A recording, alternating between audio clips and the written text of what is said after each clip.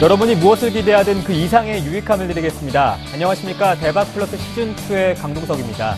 오늘 코스피 지수는 기관의 매도세에 밀려서 심리적인 지지선인 1900선을 내줬습니다. 한 달여 만에 회복한 1900선을 5거래일 만에 다시 한번 반납을 했는데요. 오늘 투신을 중심으로 한 기관의 1000억 원 넘는 매도 물량에 시장에 압박을 가했습니다. 이럴 때일수록 주식의 기본으로 돌아가는 방법을 배워봐야겠죠. 저희 대박플러스 시즌2에서 그 해법을 찾으시길 바라겠습니다. 오늘 월요일 대박플러스 시즌2 함께해 주실 분부터 소개해드리겠습니다. 샘플러스 나무누 멘토와 함께하겠습니다. 안녕하십니까? 안녕하십니까? 네, 대박플러스 시즌2 참여 방법부터 안내해드리겠습니다. 먼저 무료 문자 열려있습니다. 013-3366-0110번으로 강의에 대해서 궁금하신 점, 또 AS 종목에 대해서 궁금하신 점 보내주시면 저희가 소개해드리고요.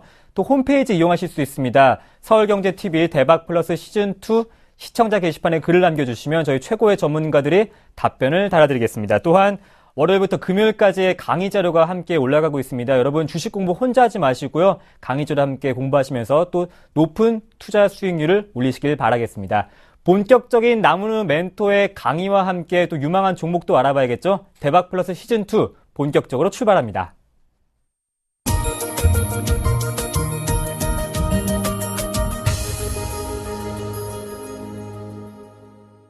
네, 오늘 시장 6거래일 연속 외국인의 매수세는 들어오고 있지만 3거래일 연속 기관이 매도하면서 1900선을 내줬습니다. 나무누 멘토 오늘 자세한 마감 시황과 함께 시장 키워드도 뽑아주시죠. 네, 오늘 시장도 좀 지지부진한 흐름들이 나타났습니다. 아무래도 이제 미국의 FOMC 회의를 앞두고 있는 가운데 미국 증시가 좀 상승은 했지만 분명히 좀 리스크를 안고 가고 있는 부분이 있었고요. 그 다음에 중국 증시가 오늘 좀 하락하면서 마감이 되었거든요. 그 속에서 우리나라 증시가 반등에 나서지 못하고 실패하는 모습이 나타났습니다. 자, 오늘 시황의 키워드를 말씀해 드리면요. 사투리로 하겠습니다. 대라, 좀 쉬었다 가입시다. 이겁니다. 너무 힘들다. 좀 쉬었다 가자. 시장이 너무 한꺼번에 많이 올라온 상황이니까 천천히 다시 물 한 모금 축이고 가자. 이렇게 표현할 수가 있겠습니다. 자, 우선, 먼저 차트를 한번 보여드리면요. 지금 현재의 가장 이제 왜 주춤할 수밖에 없는 상황이냐. 이 기술적 부담이 먼저 존재한다. 이렇게 볼 수가 있거든요. 자, 보시면 저는 이렇게 항상 표현을 합니다. 바로 주가는요, 이 캔들을 보고 뭐라고 얘기하냐면, 연이다, 연. 그리고 많은 이동평균선을 보고요. 저는 전깃줄이다. 이렇게 얘기를 해요. 전깃줄이다. 자, 위에 전깃줄이 많이 있으면 연이 쉽게 날 수가 있습니까? 못 날죠. 계속 실이 엉켜갑니다. 그래서 연이 잘 날지를 못해요. 지금 보시면 여기 이 부분들이요. 전부 다 어때요? 전깃줄이 굉장히 많이 있네요. 전깃줄이 굉장히 많은 부분이 있다. 바로 이게 기술적인 부담이다. 이렇게 볼 수가 있습니다. 그래서 첫 번째는 우리 시장이 과도하게 이제 짧은 시간에 많이 과도하게 낙폭은 하긴 했지만 회복도 굉장히 빨랐었거든요. 그래서 피보나치를 돌려보면 역시 나올 수 있는 부분인데 이 또한 지금 68%에 거의 62%에 근접한 모습입니다. 네, 그래서 여기 이 부분이 이 낙폭의 62% 지점이거든요. 이게 이제 1920이죠. 그래서 제가 지난번에도 계속 강조하고 있는 게 1920포인트가 바로 강한 저항이 되는 국면이니까 이 부분에서는 매수를 자제하자 이렇게 말씀해 드렸는데요. 바로 이런 것들이 첫 번째 기술적인 부담이 되고 있다. 이렇게 볼 수가 있겠습니다. 자, 이뿐만 아니라 이제 중국 같은 경우에도요. 중국 지수인데 어느 정도 바닥을 만들어 두고요. 상승하는 흐름들이 나타날 것으로 이제 기대를 했습니다. 그렇죠? 상승하는 모습이 충분히 나타날 것으로 기대를 했는데 이 정도의 롤링 이후에 치고 달아나는 모습이 나오지 않고요. 다시 한번 음봉이 나오면서 이 지지선을 테스트하는 모습이 나오거든요. 역시 중국의 어떤 지수 상승이 좀 강해야지만 우리나라 지수도 또 한번 치고 날아갈 수 있는 하나의 원동력이 될 수 있는데요. 이 부분이 좀 약했다. 이렇게 볼 수가 있겠네요. 그래서 오늘 하루 첫 번째 시장이 좀 쉬어간 가장 큰 이유는요. 미국의 주요 이슈와 그리고 기술적 부담이 좀 컸다. 그리고 중국 시장의 내림세가 오늘 우리 시장을 좀 눌렀다. 이렇게 보시면 되겠네요. 또 하나 오늘 시장이 굉장히 좀 특징적인 부분은요. 바로 이 삼성전자가 상승으로 돌아서지 못했다는 것에 있습니다. 삼성전자가 이번 주 타이밍으로 보면은 지난번 지금 7월달 반등이 나타나고 있는 선상에서 보면 좀 삼성 SDI가 2차 전지를 전체적으로 이끌어갔었고요. 그 다음에 조선주도 반등 나오고 철강도 나오고 기계도 나오고 건설도 나오고 전반적으로 지금 반등이 다 나왔어요. 오히려 증권주까지도 반등이 일정 부분 나왔었는데요. 그렇다면 이번 주는 누구의 차례냐면 삼성전자가 이미 지난주에 삼성전자나 SK하이닉스나 LG전자 등의 종목들이 실적 발표를 다 했거든요. 그래서 이번 주는 IT의 순환매가 이루어지는 단계입니다. 그래서 이번 주는 IT의 순환매와 IT, 통신, 유통 이런 종목들의 순환매가 나와야 될 자리거든요. 그럼에도 불구하고 삼성전자가 출발하자마자 1% 마이너스 들어가 버립니다. 그럼으로 인해서 IT 전반적으로 좀 다운이 되는 이런 흐름들이 나타났었거든요. 그래서 IT의 순환매가 돌지 못하니까 자기 차례에서 가야 되는데 가지 못하는 흐름이 나오니까 시장의 심리가 냉각이 되어버리죠. 오히려 자동차만 올라가는, 자동차와 IT가 같이 가야 될 자리였거든요. 오늘 같은 경우에. 거기에서 자동차한테 내어주고 나서 그리고 통신주한테 내어주고 IT가 빠져버리는 흐름이 나오니까 심리적으로는 굉장히 위축된 흐름이 나타났다. 이렇게 볼 수가 있겠네요. 그래서 오늘 같은 경우 대표적으로 이제 IT가 가지 못하는 상황에서 경기 민감주들이 전부 다 한 바퀴 다 돌았거든요. 아까 방금 말씀해드렸다시피 경기 민감주들이 싹 한 번 다 돌았기 때문에 오늘은 안 돈 종목들이 굉장히 많이 상승했죠. 대표주로는 역시 이제 LG U+가 오늘 무려 5% 이상 급등하면서 통신주 전반적인 상승을 이끌었고요. 또한 제약주 같은 경우에도 오늘 동반적으로 상승하는. 그래서 오늘 하루는요, 자동차와 경기, 방어주 위주로 좀 상승하는 흐름이 나왔다. 이렇게 평가를 할 수 있겠습니다. 지금은요, 분명히 실적 시즌입니다. 자, 실적 시즌에서 때에 따라서는 좋은 실적이 나왔을 때 이익 실현해야 되는 때가 있고요. 때에 따라서는 실적이 나왔을 때부터 사 들어가야 될 때가 있는데요. 이번 실적은요, 전부 다 이 실적에 대한 전망치를 기관들이 전부 다 낮춰놨거든요. 그래서 낮춰놓은 상황이기 때문에 실적 발표가 되면 주가가 떨어지는 것이 아니라 실적 발표가 되는 시점부터 주가가 올라갑니다. 그러니까 좋은 실적 나온 종목들은요, 매수를 해서 충분히 이익을 낼 수가 있다. 그럼 여기에 하나 딱 의무인 종목이 한 종목이 있네요. 사상 최대의 실적을 냈음에도 불구하고 오히려 금요일 날도 떨어지고 오늘도 폭락을 하는 종목이 있습니다. SK하이닉스죠. 그러면 SK하이닉스 같은 경우는 어떻게 된 거냐? 철저히 이런 게 바로 수급의 문제라는 거죠. 펀더멘탈 차원으로 본다면 분명히 2분기, 3분기 계속적으로 실적 개선이 나타날 가능성이 크기 때문에 주가가 올라가야 되는데 양수급이 붕괴된 겁니다. 그래서 외국인의 매도는 거의 없는 상황에서 기관의 손절매가 손절매를 낳고 손절매가 손절매를 낳는 전형적인 이런 도미노 현상이 나타나면서 주가가 충격이 나고 있는 모습이거든요. 그렇지만 이걸 하나는 기억하셔야 됩니다. 주가의 수급적 충격은 분명히 단기적으로는 주가 회복에 걸림돌이 될 수가 있습니다. 그렇지만 중장기적으로 펀더멘탈은 절대 훼손하지 않습니다. 그래서 하이닉스 가지고 계신 분들 같은 경우에는 하이닉스뿐만이 아니라 좋은 실적이 나왔는데 주가가 떨어지는 종목들이 분명히 있단 말이죠. 그들 종목을 가지고 계신 분들은 두 가지를 선택을 하시면 되겠네요. 단기적으로는 여기에서 잘라준 다음에 좀 더 이익을 낼 수 있는 종목으로 갈 것인가, 이것도 좋은 대안이 되고요. 또 하나는요, 아예 비중이 그렇게 많지 않다면 한 2, 3개월 이후에 다음 분기까지 실적이 개선될 것은 확실하니까 그때까지 끌고 간 다음에 일정 부분 이익 실현하는 것도 좋은 방법이 될 것입니다. 그래서 지금 실적 시즌은요, 역시 개별 종목의 실적에 따라서 주가가 움직이는 철저한 개별 종목 장세거든요. 대형주든 소형주든. 그래서 실적을 잘 확인하면서 계속 대응하셔야 할 것 같습니다. 네, 말씀하신 대로 시장이 좀 쉬었다 가더라도 상승할 수 있는 힘을 응축했으면 하는 바람입니다. 나무르 멘토님, 지난 시간 대림산업을 관심 종목으로 주셨는데 수익률이 9%입니다. 축하드립니다. 또 건설주 실적도 좋았고요. 3분기에 대한 기대감도 있는데 어떻게 좀 수익을 실현해 볼까요? 아니면 조금 더 들고 가볼까요? 네, 우선 대림산업 목표치에 도달했기 때문에 이익 실현하도록 하겠습니다. 지난주에요, 대림산업 추천하면서 건설주 중에서는 이게 탑이다 이렇게 이야기를 했었거든요. 그래서 이 대박 플러스 통해서 제가 이제 추천 종목을 계속 드리고 있는데 6월 1일부터 계속해서 지금까지 종목들 보면은요, 수익률이 꽤 괜찮은 상황입니다. 그래서 잘 따라오시고요. 욕심은 좀 더 낼 수 있는 단계이긴 하지만 단기간 일주일 만에 이 10% 이상의 상승이 나타났었거든요. 그렇기 때문에 일단 한번 잘라주자. 대림산업의 문제가 아니라 우리 시장이 지금 1920포인트대에서 저항을 받아가는 국면이기 때문에 시장 측면에서 종목을 같이 연결해서 보자 이렇게 보겠습니다. 그래서 목표가가 92,000원, 이틀 동안 다 지금 92,000원을 터치를 했거든요. 근데 아직까지 매도 안 하고 가지고 계신 분들은요, 일단 92,000원 위에서는요, 일단 수익이 났으니까요, 한번 잘라주고 나서 다시 한번 매수 타임을 기다리자. 요즘에는요, 시세가 연속적으로 나는 경우가 별로 없어요. 테마주들은 시세가 연속적으로 나타나는데 이 업종에 관련된 종목들은요, 시세 연속이 잘 안 나타나거든요. 그래서 짧게 끊어치자. 그리고 아까 말씀해드렸잖아요. 연이 날기 위해서 위에 뭐가 없어야 된다고요?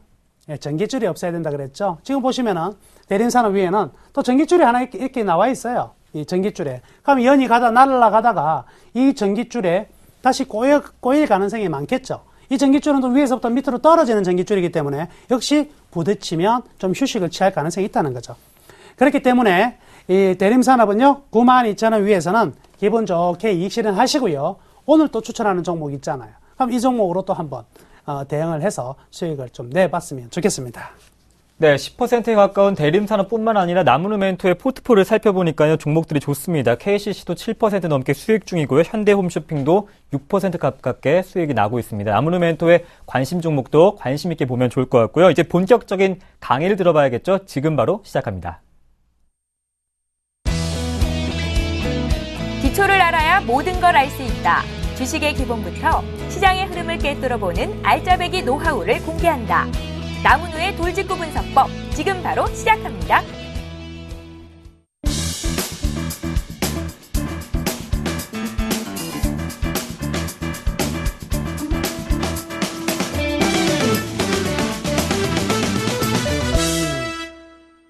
네, 말씀하신 대로 나무르멘토의 강의 말미에는 관심 종목 한 번 더 추천해드리겠습니다. 관심 있게 보시고요. 오늘 강의 한번 들어볼게요.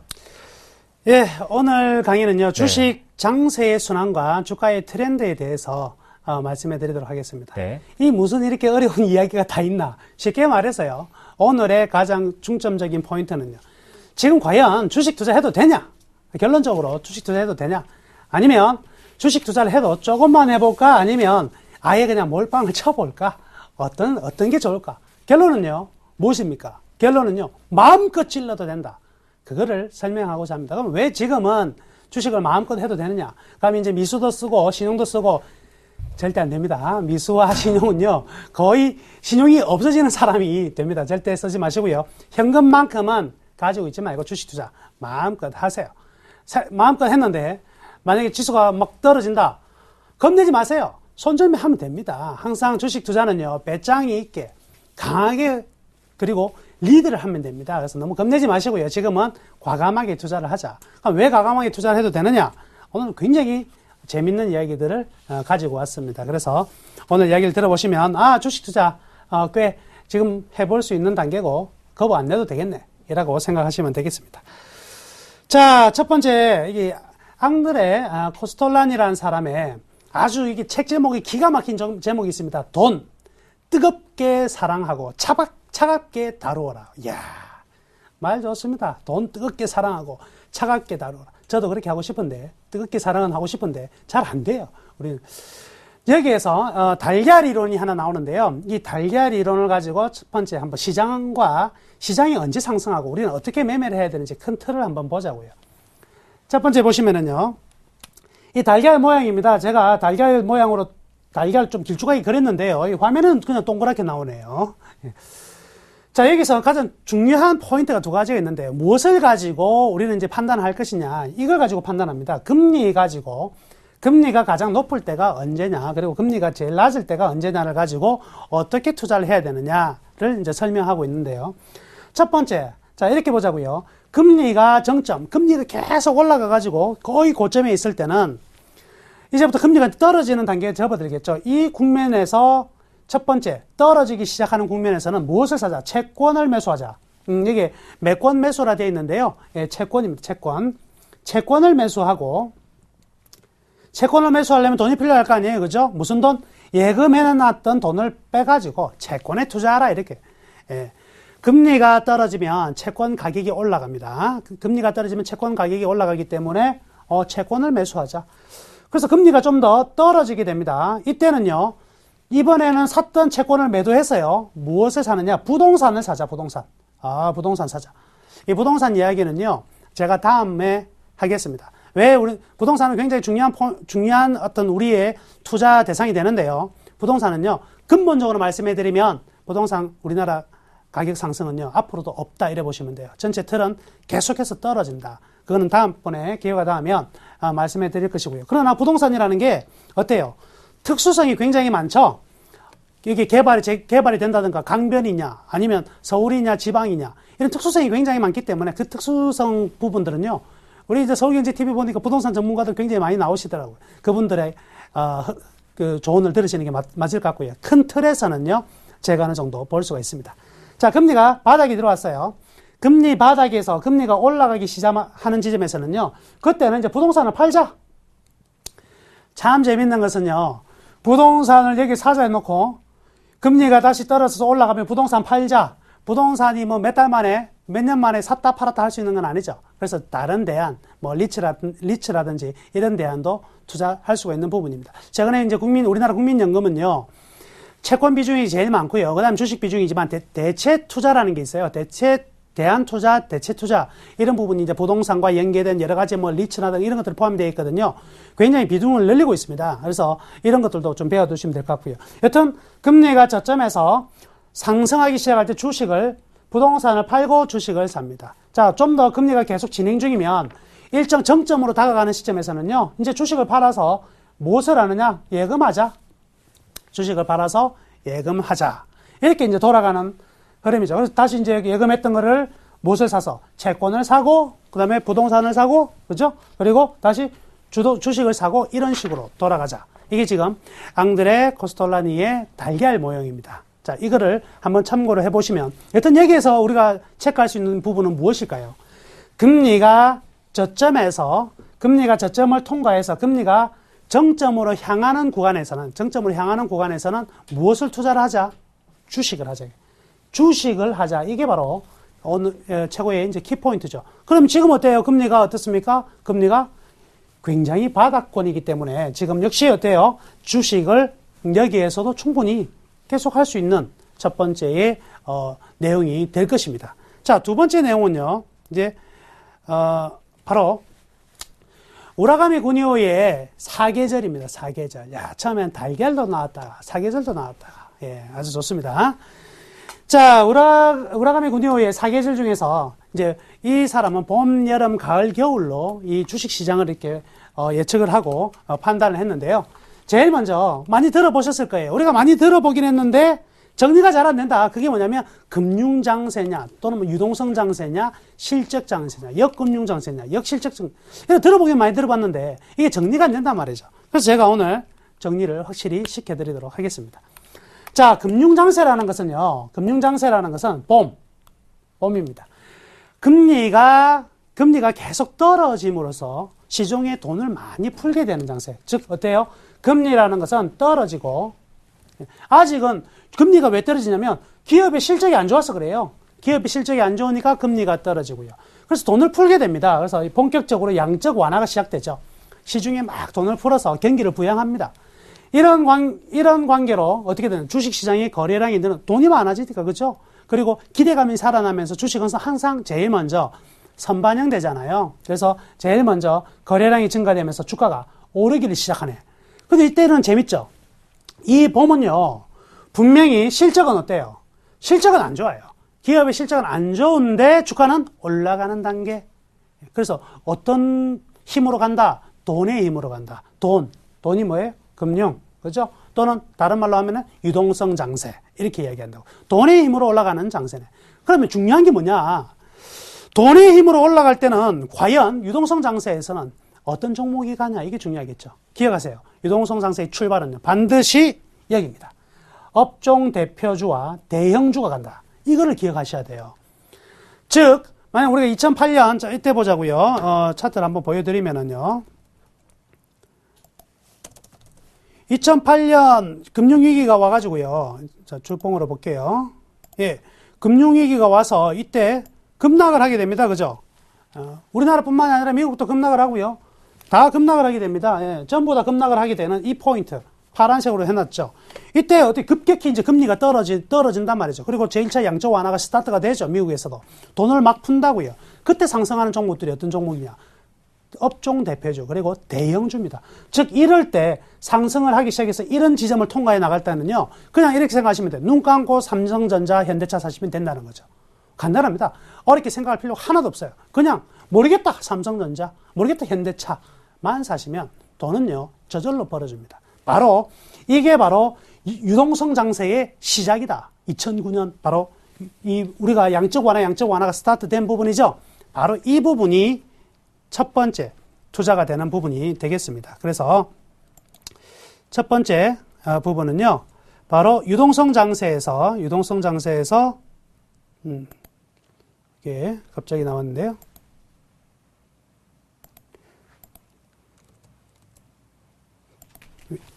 유동성 장세에서는 자, 업종 대표 대형주가 제일 중요하다. 이때는 또 수혜 업종이 있는데요. 제일 먼저 돈을 많이 푸니까 금융업종들이 굉장히 많이 상승해요. 그래서 아까 하나 기억을 하시자면 모르면 삼성전자나 현대차를 사자 그랬잖아요. 삼성전자, 현대차 말고는 뭐 사지 하면 간단해요. 증권주와 은행주 같은 것들 사셔도 상관이 없습니다. 왜냐하면 이때 증권주 같은 경우는 이미 주가가 굉장히 많이 떨어져 있을 거라는 거죠. 굉장히 많이 떨어져 있기 때문에 반등이 굉장히 빠릅니다. 2009년 마찬가지고 은행주도 많이 떨어져 있기 때문에 반등이 굉장히 빨라질 수밖에 없거든요. 그래서 이때는 금융주 분명히 사야 될 것이고요. 또한 공공적으로도요. 정부가 돈을 풀기 때문에 공공 부분에 대해서 주가가 상승하지 않을 수가 없죠. 예, 새로 이제 정책적으로 본다면 일반적으로 새로운 SOC 사업을 벌인다든가 이런 부분이 반드시 존재한다는 겁니다. 그래서 건설이나 이런 유틸리티 부분들도요, 굉장히 좀 좋은 흐름이 나타날 수밖에 없을 것이고요. 또 하나, 이때는 역시 정부의 정책과 중앙은행의 정책을 가지고 양적 완화가 되는 구간이거든요. 그렇기 때문에 그 구간에서는요, 어때요?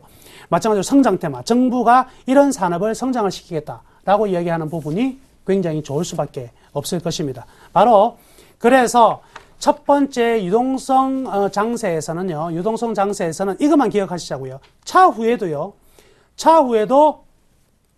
우리가 항상 생각하는 부분은 그거 아니겠습니까? 그죠? 차후에도 우리는 반드시 다시 한번 시장은 위기가 들어올 수 있습니다. 그죠? 위기가 들어왔을 때 어떻게 한다? 눈 감고 사자. 대형주, 그리고 은행, 증권 이런 금융주들을 사자. 이렇게 생각을 하시면 되겠습니다. 자, 그리고 주가가 이렇게 상승하고 나면 계속 상승할 수는 없겠죠. 분명히 한 템포 쉬어가는 때가 나올 겁니다. 그래서 한 템포 쉬어가는 때가 나오면 그런 부분에서 이제 중간 조정이라는 게 나타나게 되죠. 중간 조정. 살짝 중간에 쉬어가는 흐름이 나타날 수가 있습니다. 그러면 중간 조정이 나타날 때는 어때요? 금리가 가파르게 떨어지다가 금리를 계속 인하를 하다가 경제가 좀 살아날 듯 하니까 금리를 인하할 필요가 없어지죠. 기다리는 구간이 나타나게 되는 거죠.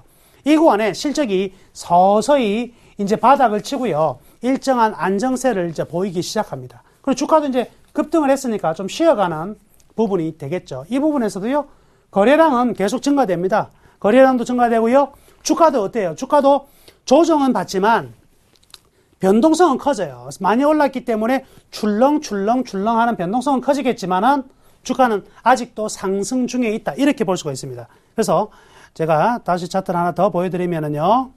우리나라 지수를 갖다가 그대로 같이 보여드릴게요. 자, 우리나라 지수를 보면은요. 아까 지금 유동성 장세, 즉 금융 장세의 첫 출발이 되었다면 이 부분에서 이 부분은 가는 동안 있죠? 이 부분은 지금 전개되고 있는 게 바로 뭐예요? 주가가 계속 변동성만 있고 크게 올라가지는 못하고요. 그죠?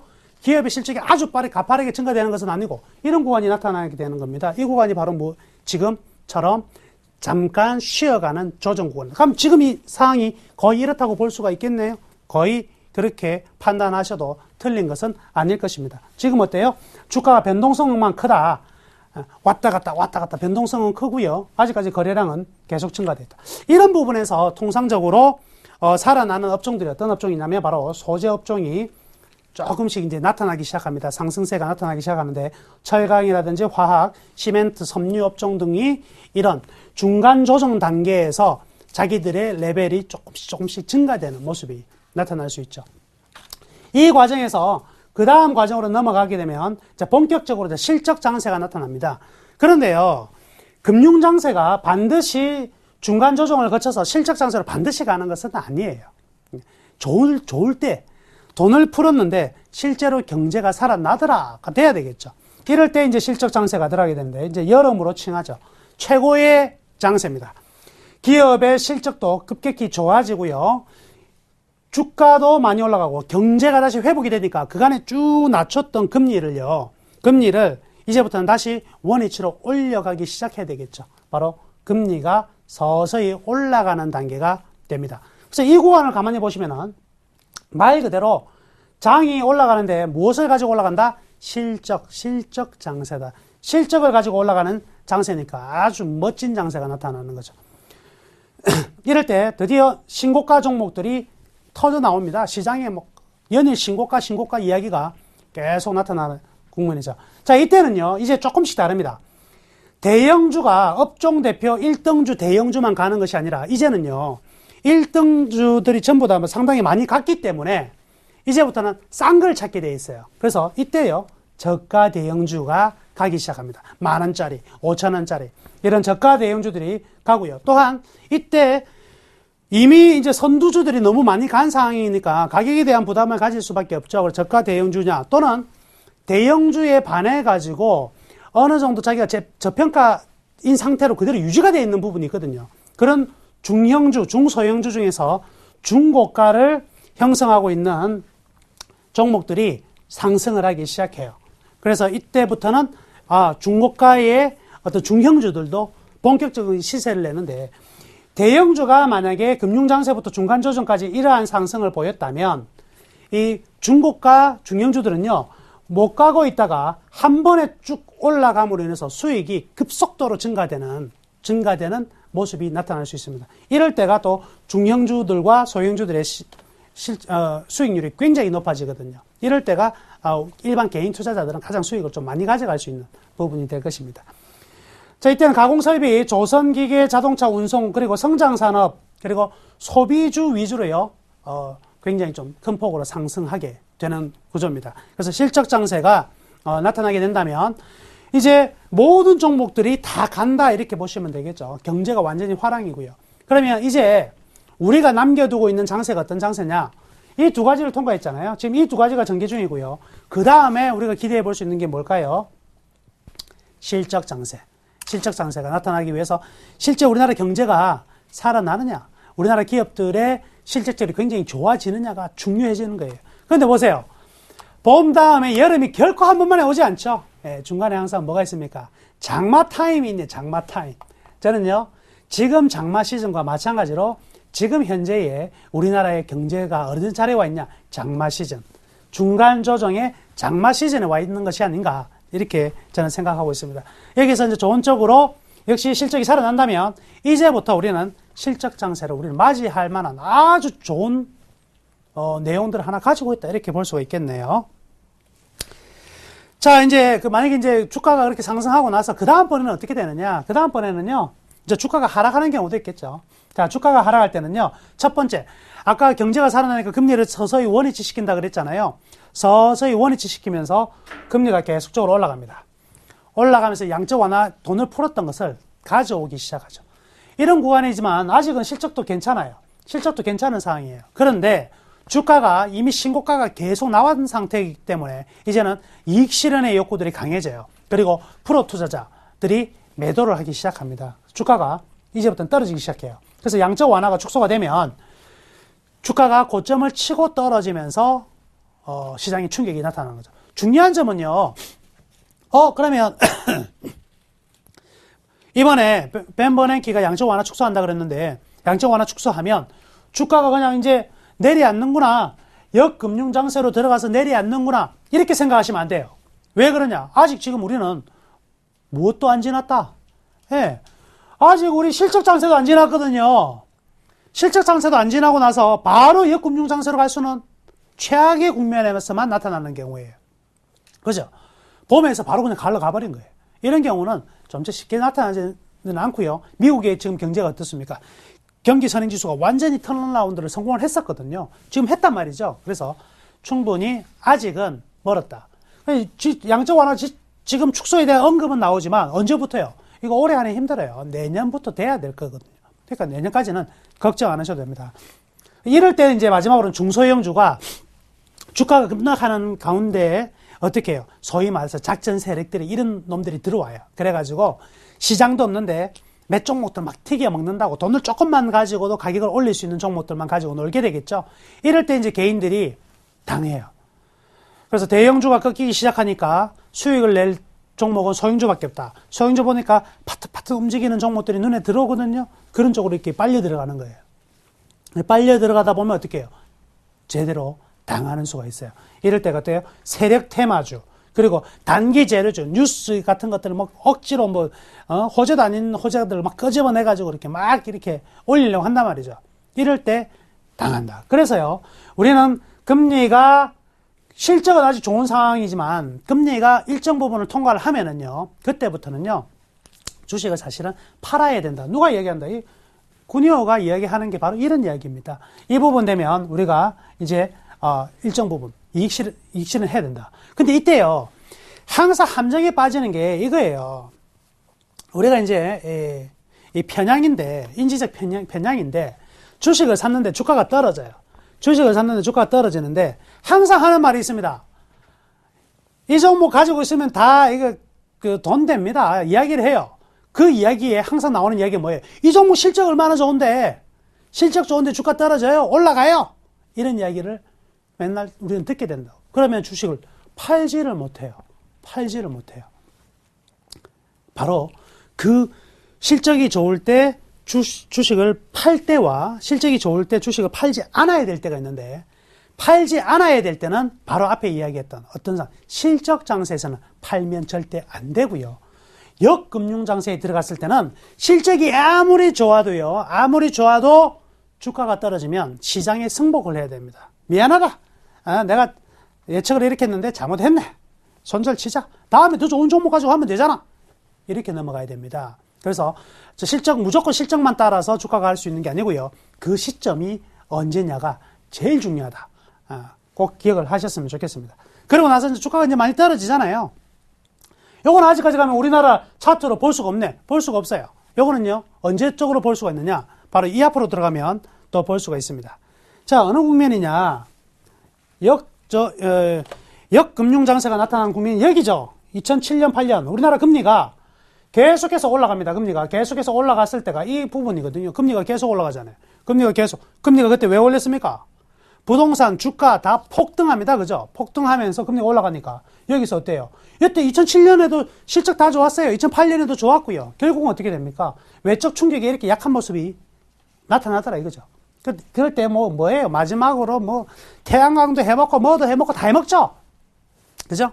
그때 다 엄청나게 이제 개인들이 당한 경우가 많아요. 자, 이 국면이 바로 어떤 국면으로 들어간 거다? 이때가 바로 이제 역금융장세. 금리가 인상이 되고 시중에 돈을 빨아들이는 이런 모습이 나타났던, 부동산 버블이 나와 막 이랬잖아요. 그죠? 바로 이 부분이 이 역금융장세로 들어간 때다. 이렇게 기억을 하시면 되겠네요. 역시 주가가 떨어지다 한 번에 떨어질 수 없죠. 중간 반등이 나타나는데 이때는 일시적인 반등이 나타나지만 거래가 회복이 안 돼요. 부동산 가격도요. 가만 생각해 보세요. 강남권 아파트도 그렇고요. 강남권 아파트도 그렇고 항상 이렇습니다. 버블7 지역이요. 버블7 지역이라는 게 바로 뭐냐면 이 주식으로 따져보면 블루칩이에요. 삼성전자 같은 블루칩입니다. 그러면 버블7 지역을 제외하고 나머지 종목들은요. 옐로칩도 있고요. 그죠? 일반 대형주도 있고 중소형주도 있고 이렇게 생각하시면 돼요. 이 버블7 지역이 주가가 올라갈 때, 부동산 가격이 엄청나게 올라갈 때는요, 지방의 아파트 10원도 오르지 못합니다. 왜? 모두 다 어디만 보고 있으니까? 버블7만 보고 있으니까. 그렇죠? 버블7의 규제가 막 들어가서요, 버블7 지역이 규제가 들어가서 집값이 딱 멈추고 나면은 풍선 효과가 나타나요. 그 자금이 빠져서 어디로? 부산의 아파트 급등, 창원 아파트 급등, 이렇게 지방의 아파트가 급등을 하는 거예요. 마찬가지 주식도 똑같아요. 처음에 들어갈 때는 어디 쪽으로? 이 블루칩 위주로 전부 다 상승을 하고 나면 가격에 한계가 오는 거예요. 그죠? 가격에 한계가 오면 파네. 그럼 어디로? 중소형주, 저가 대형주로 퍼져나가는 거예요. 부동산이나 주가나 원리는 같네. 모든 경제의 원리는 똑같습니다. 그렇기 때문에 일시적인 반등이 나타나지만, 자, 아파트 버블7 한번 볼까요? 2008년 이후에 2009년에 급락을 했어요. 2011년에 아파트 가격이 반등이 왔을까요? 안 왔을까요? 개포주공 1단지가요, 8억까지 떨어지, 15평이 8억까지 떨어지다가 11억까지 바로 올라옵니다. 11억까지 바로 올라가지만, 그때 거래가 일어나느냐? 거래 없는 가격만 형성이 돼요. 호가만 형성이 되고, 실거래가 나타나지 않아요. 즉, 무엇을 뜻합니까? 이거는 반짝 가격만 반등. 그리고 나서 다시 하락한다는 것을 보여주는 거예요. 그러니까 아직은 계속해서 하락이 전개될 수밖에 없죠. 그럼으로써 이제 결국 이제 실적도 나빠져요. 예, 실적도. 경기가 지금 떨어지는 이제 단계가 되니까 실적이 나빠지고요. 실적이 떨어지니까 주가는 더 이제부터는요, 그나마 믿을 거는 실적밖에 없었는데 실적까지 나빠지니까 이제 던지기 바쁩니다. 걸어마 나 살려라. 막 던지는 거예요. 개인 투자자들은 탁월한 능력을 가졌어요. 평생에 한 번 돌아올 만한 최고의 고점을 어떻게 그렇게 잘 찾아가지고 사는지, 또 하나, 평생에 한 번도 돌아오지 않는 최저의 저점을 기가 막히게 따라가서 팝니다. 안타까운 이야기인데요. 결국 이때 신고가가 아니고 신저가입니다. 신저가 종목들이 굉장히 많이 나타나겠죠. 전부 다 신저가예요. 신저가. 이런 종목이 나타나면 시장이 이제 패닉으로 들어가는 흐름이 나타날 수밖에 없습니다. 자, 이때는요, 시장이 다 죽으니까 어떤 것만 찾게 됩니까? 아이고, 절대 안 죽는 거 뭐 없나? 이렇게 찾게 됩니다. 절대 안 죽는 거, 한전, 안 망하겠지. 가스공사, 안 망하겠지. 그죠? 우리가 주식이든 경제가 아무리 안 좋아져도요, 밥은 먹고 살아야 돼. 그죠? 의식주가 들어가 있는 부분들이, 종목들이 안정화되고 점진적인 상승이 조금씩 나타날 수가 있게 되는 거죠. 이 부분이 이제 유틸리티라든가 통신 안 쓸 수가 없죠. 그대로 가게 됩니다. 자, 이제 오늘의 하이라이트입니다. 오늘의 하이라이트. 이야, 이거 준비하느라고요, 제가 하루 종일 작업했어요. 이런 데이터를 구할 수가 없어요. 그래서 제가 어디서 한국은행부터 KRX 사이트까지 다 들어가가지고 우리나라 지수 데이터 다 넣어가지고 만든 건데, 여기서 멋진 거 제가 하나 보여드리겠습니다. 지금 흐리게 나오는 이게 코스피 지수예요. 이 부분이 이제 코스피 지수고요. 하나는 GDP 성장률입니다. 우리나라 GDP 성장률. 그리고 하나 기준금리가 나와요. 이거 가지고 제가 설명해 드릴게요. 자, 이 부분 한번 보자고요. 자, 금리가 떨어지고 있습니다. 빨간색이 떨어지고 있는 가운데, 금리가 떨어지고 있는 가운데 GDP 성장률이 어떻게 위로 올라가죠? 파란색이 올라간다. 맞습니까? 안 맞습니까? 맞죠? 금리가 떨어지고 있는데 파란색이 치고 올라가면서 역전되죠? 이럴 때 뭐 한다? 주식의 올인. 빵. 대표적이죠. 금리는 떨어지니까 시중에 돈은 풀리는데 GDP가 성장을 해버리면 경제가 확실하게 살아난다는 사이클이란 말이죠. 이거 매수. 오라, 여기서 매수했네. 한번. 또 거꾸로 가다가 여기서 또 간격이 이만큼 벌어지죠. 여기서 벌어지면서 역전이 되려고 하는 모습입니다. 이거 매수. 다시 여기서 역전이 또 되죠. 매수. 매수 타임밖에 없네. 왜? 금리는 계속해서 어떻게 되고 있습니까? 금리가 떨어지고 있잖아요. 금리가 떨어지고 있는데 GDP 상승률은 계속해서 굴곡은 만들지만, 이 분기 GDP 증가율이거든요. 굴곡을 만들지만 어때요? 계속해서 금리를 더 치고 달아난다. 이럴 때는요, 그냥 붙잡아 놓고 주식 딱 사가지고요, 어디에? 장판 밑에 던져둔다. 현물로 바꿔가지고 장판 밑에 던져주고 나서 이사 갈 때 딱 들쳐보는 거예요. 장판을 탁 들쳐보면은요, 집이 한 채 나와요, 집이. 바로 이런 때입니다. 이런 때를 투자를 해도. 여기 한번 보자고요. 이제 보니까 금리가 이 빨간색이 올라가기 시작하네. 보이십니까? 잘 보시면 여기 빨간색 금리가 올라가요, 안 올라가요? 올라가죠? 그런데 GDP가요, 성장률이 뒤로 가. GDP가 파란색은 밑으로 꺼지고 금리는 올라가는데 GDP 성장률이 밑으로 가죠? 주가는 어때요? 폭등을 하죠? 이게 뭐예요? 이게 바로 상투입니다. 이게 꼭지예요. 아, 이게 바로 오버슈팅이구나. 이게 이제 지옥행 KTX를 타기 위한 승차권이구나. 이렇게 생각하셔야 돼요. 이때 들어가면 이제 그냥 어떻게 됩니까? 가입시다 이렇게 되는 거지. 이때 들어가면 안 된다. 그죠? 그러고 나서 보세요. GDP 성장률이 급격히 떨어지고요. 금리를 급속도로 낮추기 시작합니다. 자, 이제부터 뭘 봐야 돼요? GDP 성장률이 바닥을 치고 금리가 이만큼 떨어졌죠? 이제부터 금리가 최저이니까 최저 국면에서 GDP가 튀어오를 거라고. GDP 성장률이 튀어오르는 이 국면에 뭐? 매수. 이야. 이때 매수하셨으면 1100포인트에서 1200포인트 라인이 되는 거죠. 이렇게 GDP와 그대로 이 금리와 보겠습니다. 그러면 이 부분 보시자고요. 이 부분 보니까 금리는 올라가고 GDP는 떨어지죠. 그런데 주가는 올라가죠. 그러니까 이 부분을 쭉 내려보면 2010년에는 주식 사가지고는 재미없다. 2200포인트 갔을 때는요, 이때도 이 모습하고 똑같잖아요. 뭐 한다? 매도.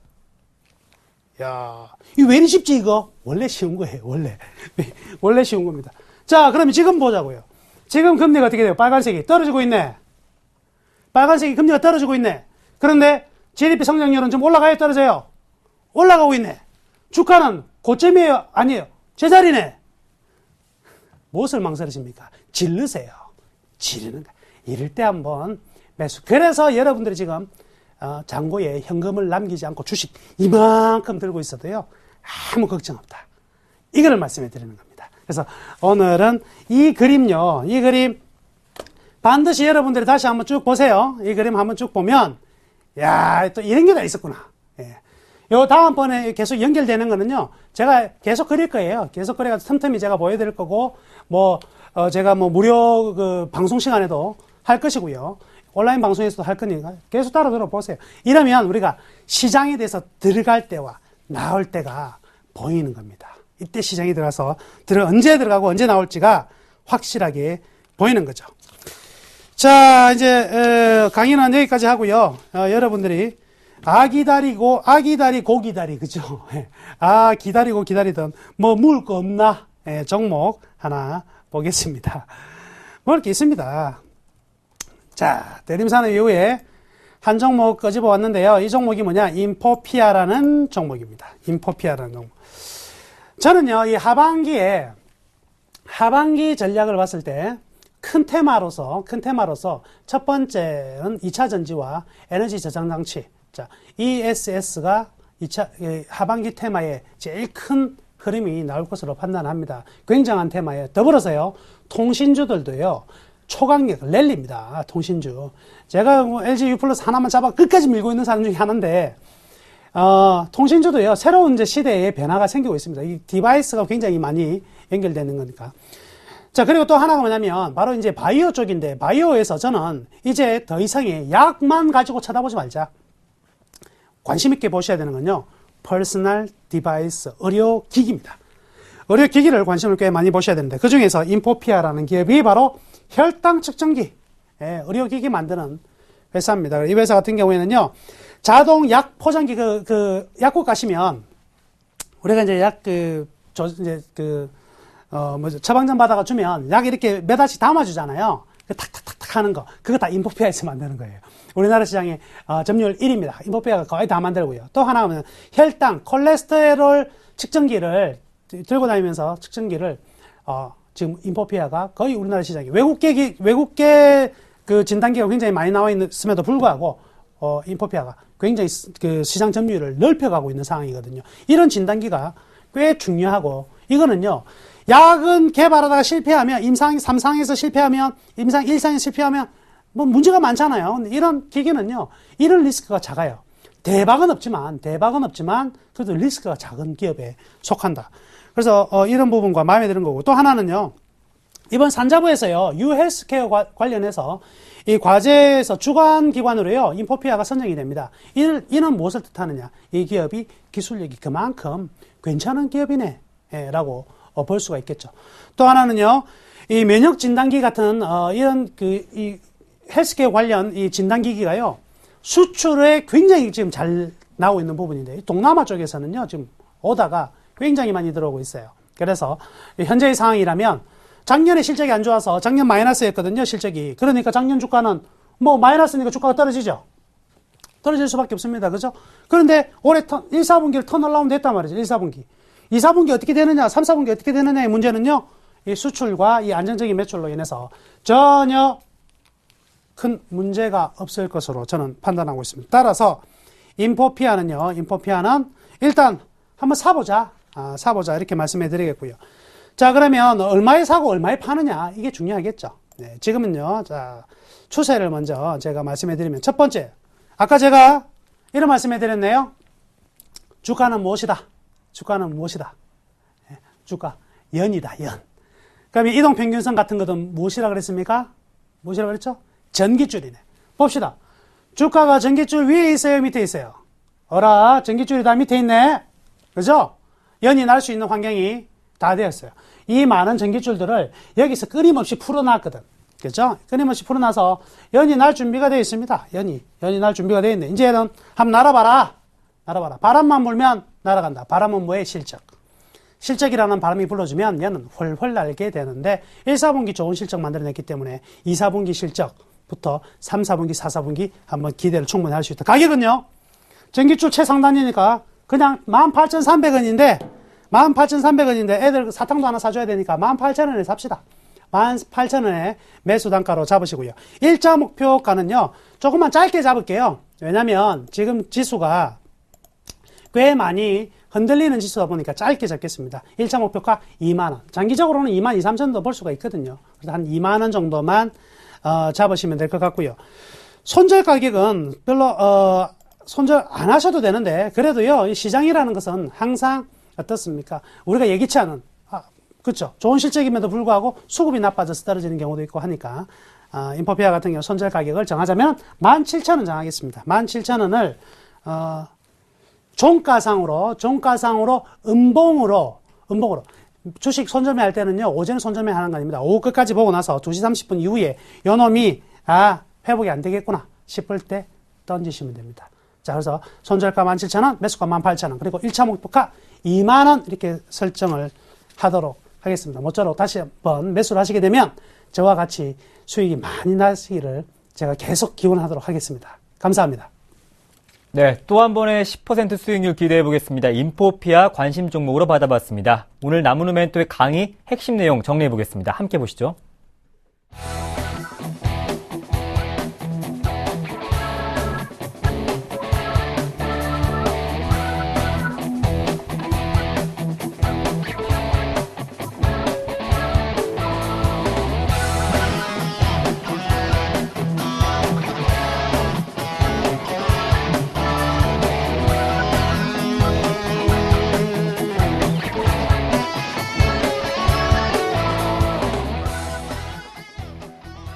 네, 대박 플러스 시즌2 오늘 함께 해주신 분은 샘플러스 나무누멘토였습니다. 고맙습니다.